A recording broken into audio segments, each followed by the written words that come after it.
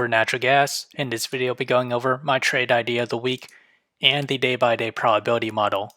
So let's start off with the technical analysis on the 1 hour chart. We remain in negative MACD, we did see it converge, and we're off of oversold levels with the RSI. But we're still below the 200 moving average, this green line at a price of $3.23.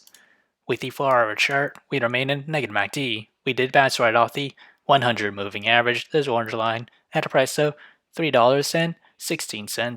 As with the daily chart, we remain in positive MACD, but we're seeing signs of a diverge. As with the trade idea, I'll be trading UNG, and my position size for it is less than 1% of my portfolio. My long entry is at $10.62, and that is this range here. My sell target is at $11.88, and my stop loss is at $10.08. However, if I were to open a short position, my entry is at $12.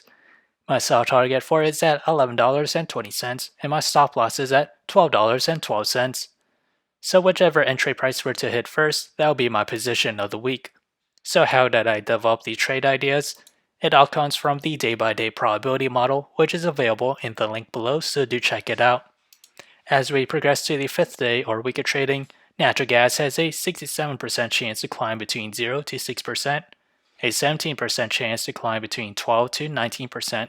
To the downside, it has a 17% chance to fall between 0 to negative 6%. So if you enjoyed this content, feel free to like, comment, subscribe, and thank you for watching.